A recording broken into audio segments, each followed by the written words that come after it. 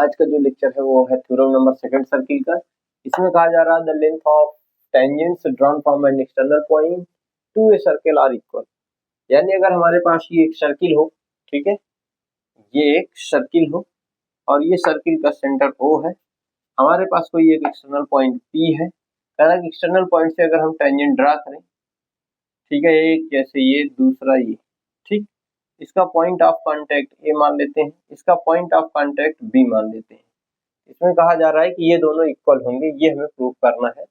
यानी जो प्रूफ करना है तो प्रूफ वो है P A equal to P B, ठीक।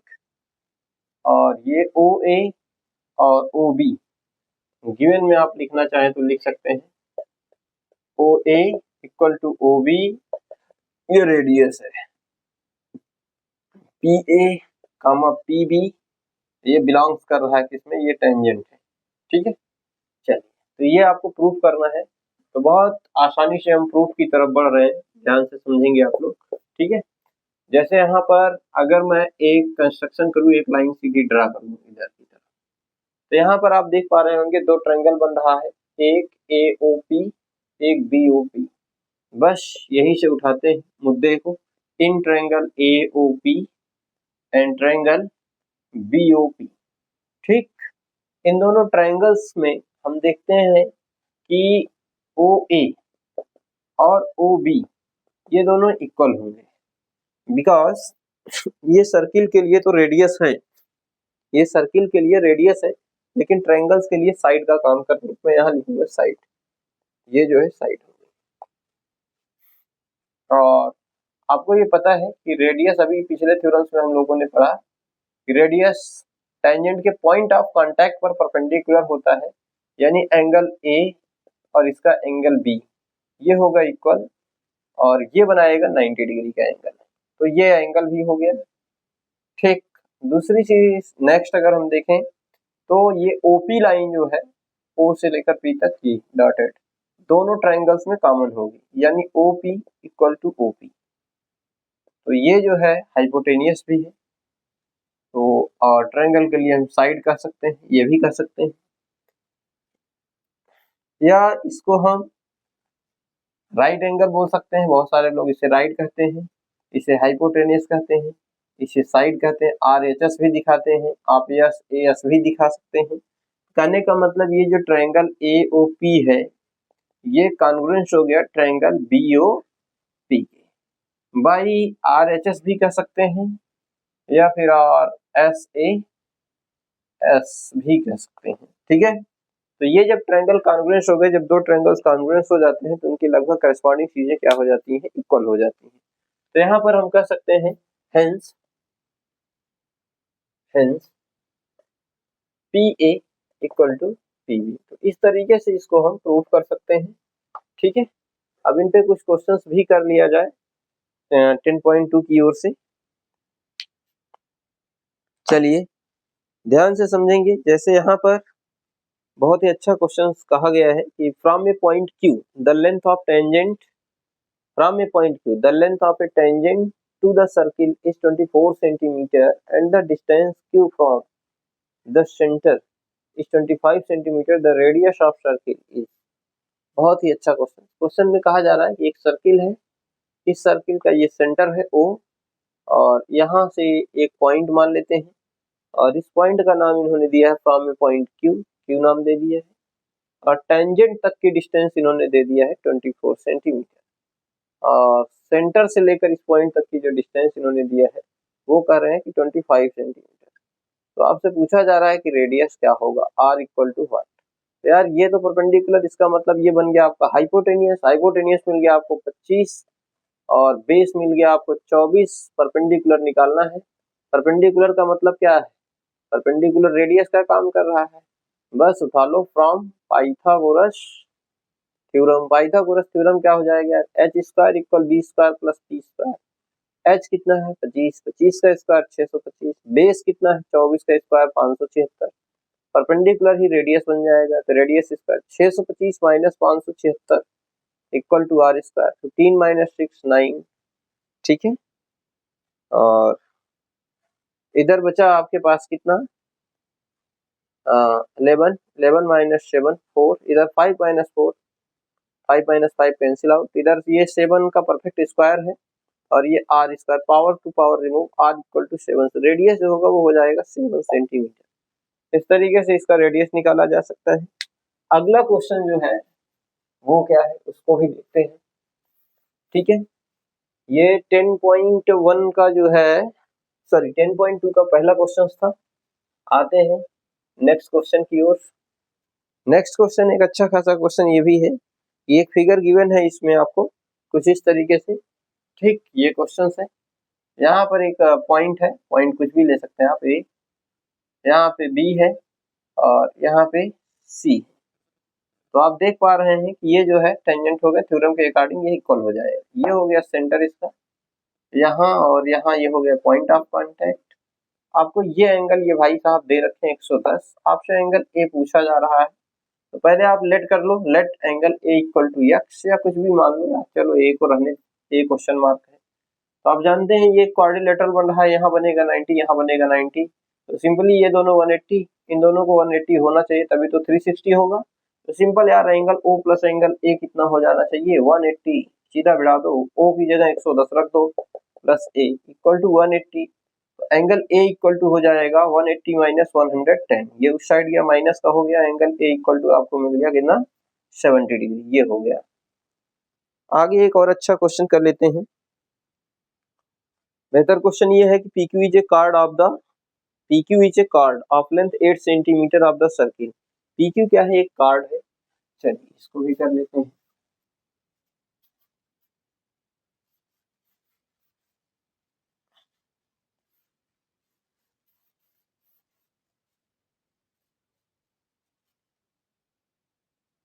तो पहले ये एक हम सर्किल बना लेते हैं। ठीक, इस सर्किल में PQ जो है एक कार्ड है। चलिए यहाँ से हमने PQ को एक कार्ड बना दिया। ठीक, ये PQ हो गया कार्ड, और इसकी लेंथ जो है 8 सेंटीमीटर है। चलिए ये 8 सेंटीमीटर भी बना लेते हैं कि भाई इनकी जो लेंथ होगी वो कितनी होगी 8 सेंटीमीटर। आगे कहा जा रहा है रेडियस जो है इसका 5 सेंटीमीटर है। चलिए इसको सेंटर मान लेते हैं ओ, यहाँ से इसको हम मिला देते हैं, ये रेडियस हो गया और ये मिल गया हमारे पास 5 सेंटीमीटर। चलिए ये भी हो गया। आगे का रहा है the tangents at P and Q intersect at point T। ठीक है, कहाँ से, T पॉइंट से जो है ये P को टच कर रहा है और Q को भी टच कर रहा है, और इस पॉइंट का नाम है इन्होंने गिवन है T। ठीक है, find the length of TP। तो TP की लेंथ क्या होगी, बहुत ही अच्छा क्वेश्चन है कि TP की लेंथ क्या होगी, और बेहतरीन क्वेश्चन है। ठीक, तो पहली चीज तो मैं यहाँ से एक लाइन ड्रा कर लेता हूँ बाई कंस्ट्रक्शन। ठीक, ये टोटल 8 था, जिसमें से हम ये फाइंड कर लेते हैं कि ये हमारे पास है 4। ठीक, और इधर भी हो जाएगा 4, क्योंकि अभी इनको सॉल्व किया जाए तो आप देखे थे कि ये कॉन्ग्रुएंसी के अकॉर्डिंग ये टीपी और टीक्यू के बराबर हो जाएगा। ठीक है, तो यहाँ से भी एक लाइन आप चाहे तो ड्रा कर सकते हैं। एक छोटा सा ट्रायंगल बना है हमारे पास, इस पॉइंट का नाम अगर हम देखें, हालांकि पहले हम ये देखेंगे कि ये दोनों ट्रायंगल क्या सिमिलरिटी भी दिखा रहे हैं। ये ढेर सारी जो लाइनें हैं, लाइनों को हटाते हैं और ऐसे ही समझने का प्रयास करें। ये 8 सेंटीमीटर है टोटल, ध्यान देंगे। ठीक है, क्योंकि ये तो ऑलरेडी हमने लिख ही दिया है 4 ये, तो 4 ये 8 सेंटीमीटर। अगर देखा जाए तो यहाँ पर ये भाई साहब 90 बनाएंगे ही बनाएंगे, ये भाई साहब यहाँ 90 बनाएंगे। इन दोनों ट्रायंगल्स में क्या सिमिलरिटी हो सकती है? अगर सिमिलरिटी हो सकती है तो टीपी फिर बहुत आसानी से फाइंड किया जा सकता है। पहले आइए इन्हीं दोनों को देखते हैं, इन ट्रायंगल। ठीक है, इस ट्रायंगल का नाम अगर हम देखें तो पी ले लेते हैं, कौन सा, पी, और एंगल पी टी, और इस पॉइंट का नाम रख देते हैं जहां पर ये इंटरसेक्ट किया है M, PTM, angle triangle PTM and triangle, और इसका नाम ले लेते हैं पीटीएम ले लिया, और दूसरा ले लेते हैं पीएमओ, ट्रायंगल पीएमओ, ये दोनों ट्रायंगल ले लेते हैं। तो एक चीज यहाँ पे देख पाएंगे कि एंगल ये वाला एंगल इस साइड भी 90 होगा, इस साइड भी 90 होगा। इस ट्रायंगल में ये PMT जो है, एंगल PMT जो है इक्वल होगा एंगल PMO के। तो एक चीज तो ये क्लियर दिख गया, दिस इक्वल दिस। और दूसरी चीज हम ये देखते हैं कि अगर ये 90 है तो इसका और इसका दोनों का सम, यानी इतना ये प्लस केवल इतना, इन दोनों का सम भी 90 होना चाहिए, ठीक है। और जब इन दोनों का सम 90 होगा और इन दोनों का भी सम 90 होगा तो ये वाला पार्ट जो है दोनों में कॉमन आ रहा है। कहने का मतलब अगर देखा जाए इस एंगल को, इतने पार्ट को, केवल इतने को अगर हम x मान लें, इसको हम y मान लें, इसको हम z मान लें, ठीक। तो according to theorem radius perpendicular tangent पर, तो भाई ये y जो है z के बराबर हो जाएगा, y इक्वल टू z। क्यों बराबर हो जाएगा इस चीज को आइए समझाते हैं। ये अगर 90 है तो x प्लस वाई को 90 होना पड़ेगा, x प्लस वाई 90, और कौन 90 होगा, और x प्लस जेड भी तो 90 होगा, क्योंकि टेंजेंट पर परपेंडिकुलर है x प्लस जेड। तो अगर मैं इन दोनों को इक्वल करूंगा यार, x x कट जाएगा, यानी यहाँ से y इक्वल टू जेड आपको मिल जाएगा आसानी से। तो y का नाम जो बनेगा वो बनेगा angle PTM, equal to Z का जो नाम बनेगा वो बनेगा MPO, एंगल MPO। तो ये दो एंगल हमने दिखा दिए, एक तो ये एंगल, दूसरा ये भी एंगल दिखाया।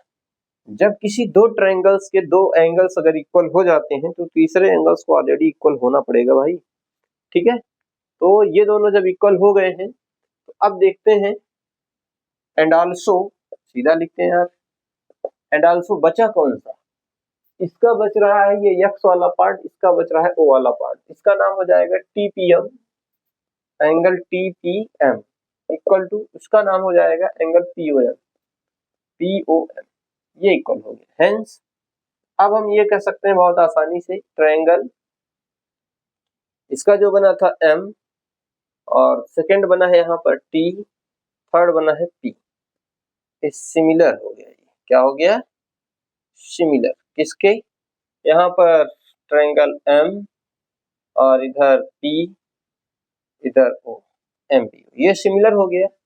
बाई किसके through, by AA, angle angle angle. जब ये सिमिलर हो गया है तो हम कह सकते हैं कि इनके करस्पॉन्डिंग साइड्स के रेशियोज इक्वल होंगे। तो करस्पॉन्डिंग साइड यहीं से उठा लेते हैं, यानी MT, कौन सी, MT अपान में MP, MT upon MP equal to TP upon में PO equal to PM upon में OM। अब देखते हैं हमें फाइंड क्या करना है।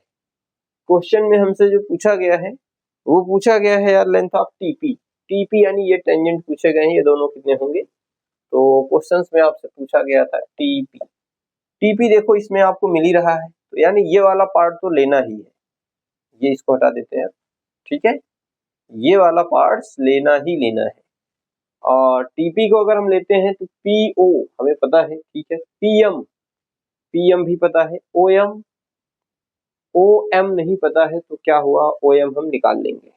चलिए अब यहाँ पर अगर हम इन दोनों को उठाते हैं वापस से, if TP upon PO equal to PM upon OM, अगर हम MT को लेते तो शायद हमारा MT से काम नहीं बन पाता।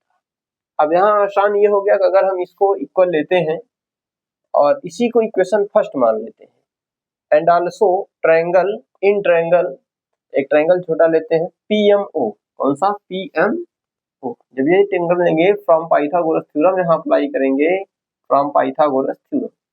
भाई ये ट्रायंगल लेते हैं अगर, हाइपोटेनियस 5 हो गया, परपेंडिकुलर 4 हो गया, 5 का स्क्वायर 25, परपेंडिकुलर 4 का स्क्वायर 16 प्लस बेस जो है OM बनेगा, तो OM square 25 minus 16 equal to OM square, क्या गया यार 9 जो है बन जाएगा किसका स्क्वायर, परफेक्ट 3 का स्क्वायर, तो पावर से पावर रिमूव, तो OM की वैल्यू ऑलरेडी हमें मिल चुकी है 3। देन अब आप इक्वेशन उठा सकते हैं first, then from equation first क्या था, TP upon PO equal to PM upon OM।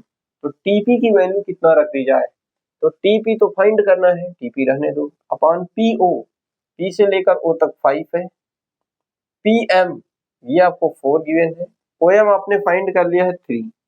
तो यार ये जो टीपी मिलेगा आपको, टीपी इक्वल टू 5 4 जा 20 अपॉन में 3, यानी 20/3 हो जाएगा, यही आपका करेक्ट आंसर हो जाएगा। या फिर इसको आप ऐसे भी लिख सकते हैं 3 6 18 6 6 ऐसे 1 चलता रहेगा, इसका कोई लिमिट नहीं है। आप बार लगाना चाहे तो बार भी लगा सकते हैं, ये भी है।